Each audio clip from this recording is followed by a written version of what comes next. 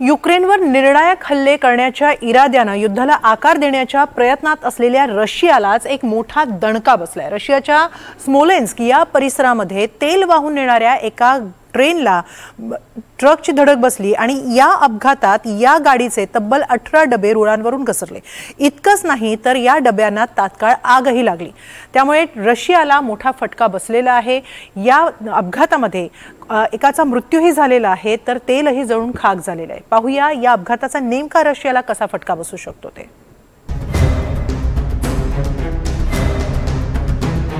ऐन युद्धात रशियाला मोठा धक्का, तेल वाहू गाडीला अपघात, 10 ते 18 डब्यांमधील तेल जळालं। शुक्रवारी सकाळी 8च्या सुमारास रशियाच्या स्मोलेन्स्क परिसरात एक भीषण अपघात झाला। बेलारूसहून रशियाकडे जाणाऱ्या एका तेलवाहू मालगाडीला एका ट्रकची धडक बसली। यात तेल वाहून नेणारे सुमारे 18 डबे रुळांवरून घसरले आणि त्यातील काही डब्यांमधील तेलाला तात्काळ भीषण आग लागली। एका क्रॉसिंग जवळ हा अपघात झाला। यात मालगाडीतील अनेक कर्मचारी जखमी झाले। अभियंता आणि त्याचा सहाय्यकही जखमी झाल्याचं वृत्त आहे। तातडीने आपत्कालीन विभागाला बोलावून आग विझवण्याचे प्रयत्न करण्यात आले। अग्निशमन दलाकडूनही आगीवर नियंत्रण मिळवण्याचे प्रयत्न करण्यात आले। आग अधिक पुढे पसरू नये याला प्राधान्य देण्यात आलं। 10 पैकी 6 डब्यांना लागलेली आग विझवण्यात यशही आलं। दरम्यान ही आग लागल्याने तातडीने या मार्गावरची वाहतूक थांबवण्यात आली। आता हा मार्ग पूर्णपणे सुरक्षित होईपर्यंत इथली वाहतूक बंद असणार आहे। नेमका हा अपघात कसा झाला याची आता चौकशी केली जाते। जी प्रथम दर्शनी माहिती आली त्याप्रमाणे एक मालवाहू ट्रक क्रॉसिंग जवळ ट्रेनला धडकला।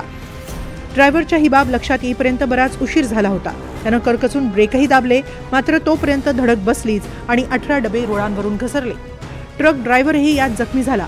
त्याला रुग्णालयात दाखल करण्यात आलं, मात्र यात त्याचा मृत्यू झाल्याची माहिती रशियाच्या आपत्कालीन मंत्रालयानं दिली आहे। आग विझवण्यासाठी अग्निशमन यंत्रणा असलेल्या सुमारे 60 ट्रेन घटनास्थळी पाठवण्यात आल्या। दरम्यान या अपघातामुळे नेमकं किती नुकसान झालंय याची चाचपणी केली जाते। इतक्या मोठ्या प्रमाणात इंधन जळाल्यामुळे रुद्न्यान्स्की जिल्ह्यातील रिझिकोवा स्थानकाजवळील पर्यावरणाला काही धोका तर निर्माण झाला नाही ना याचाही शोध घेतला जातोय। रेल्वे रुळांचंही या अपघातात बरंच नुकसान झालंय। त्यामुळे आग विझवण्यात आल्यानंतरही रेल्वे रुळ पुन्हा बसवले जाईपर्यंत इथली वाहतूक स्थगित करण्यात आली आहे। दरम्यान गेले 3-3.5 वर्ष रशिया युक्रेनचं युद्धात गुंतलाय। रशियावर जागतिक बाजारात अनेक निर्बंध आहेत, त्यामुळे त्याची सारी भिस्त तेल व्यापारावर आहे। अशात हा अपघात झाल्यानं त्याचा तेल व्यापारावर परिणाम होऊ शकतो। युक्रेन युद्धामुळे रशियावर तेल वायू निर्यातीवर निर्बंध आहेत, तरी जीवाश्म इंधनाच्या व्यापारातून रशियानं अब्जावधी कमावले। युद्धाच्या 3ऱ्या वर्षात रशियानं $253.8 अब्ज कमावले। यात पाश्चात्य देशांकडून झालेल्या आयातीचाही समावेश आहे।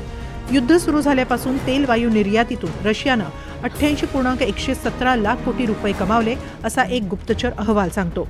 रशियाकडून सर्वात मोठे तेल खरेदीदार देश आहेत चीन, भारत आणि तुर्की।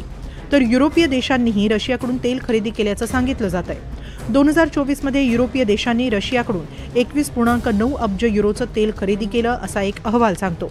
रशियात अंदाजे सुमारे 80 अब्ज बॅरल इतका तेल साठा आहे।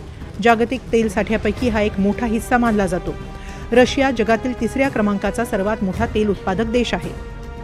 अशात शुक्रवारी झालेला हा अपघात आणि त्यात किती तेल वाया गेलं याबाबत काही आकडेवारी समोर आलेली नाही। अर्थात त्याचा खरंच रशियाला किती मोठा फटका बसलाय हे देखील पूर्ण तपासानंतरच समोर येईल।